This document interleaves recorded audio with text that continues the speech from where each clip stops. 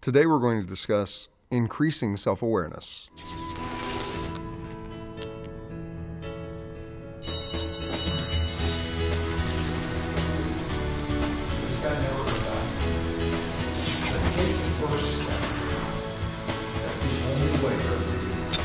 Over the course of this series, I've gotten so many emails of people sharing with me their perception that teaching self-awareness is actually leading to the downfall, leading to all the problems that we're having in our society right now, because they believe that increasing self-awareness is more about self-indulgence.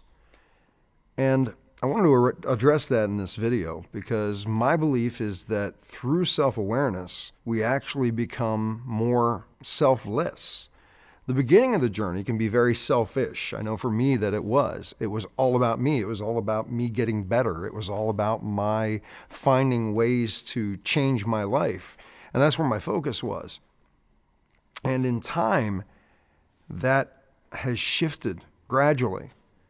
Started off with someone else noticing that I was making changes in my life and then approaching me to say, how did you do it? Can you teach me? And I was so grateful for the changes that I'd made and the way that my life was developing that I was more than happy to share with them what I had learned. And over time, it's become a passion to share those things because I know how different my life is now from what it was then. I can agree with the argument that many people in our society today are very self-indulgent, and it is leading to many of the problems that we have in society. Greed, dishonesty, all these things because people want to make themselves look good to others. But increasing self-awareness to me is something totally different. As an example, I just got an email right before we got ready to sit down and shoot this episode of someone saying, they've come to realize that looking inside is now the answer to everything. They realize that if they have a problem with someone, the problem actually lies within themselves and their belief systems.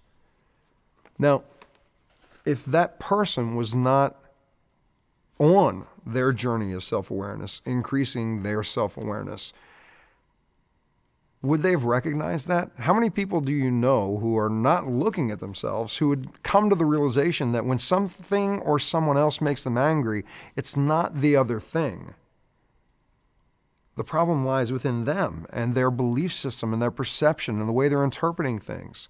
Having that self-knowledge, having that self-awareness, do you believe that this person will be improving their communication and improving their relationships with other people?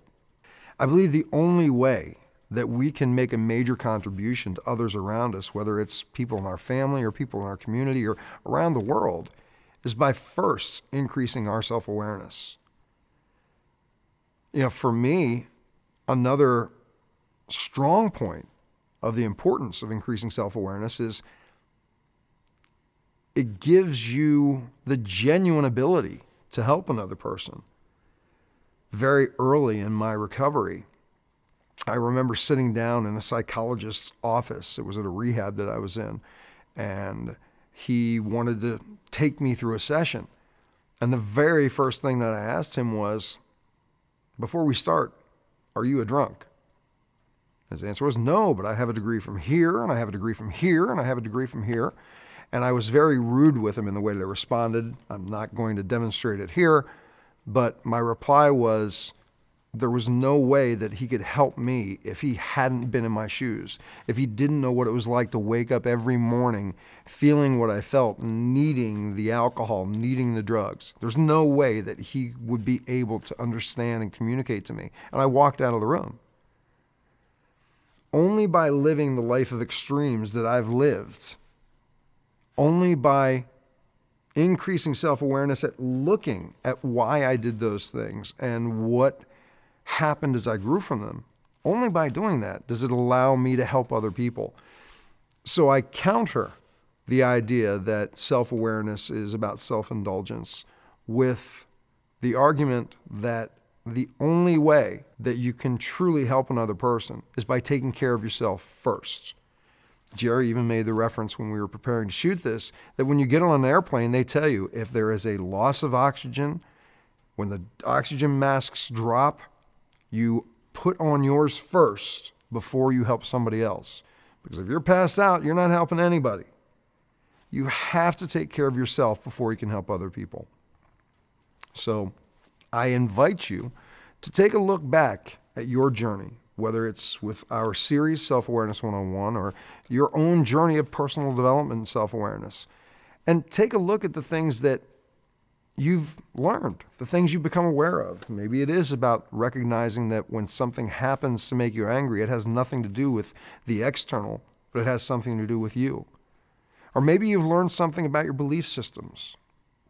Maybe you've learned how to take away some of the stress and the pressure through the basic meditation exercises that you've learned about.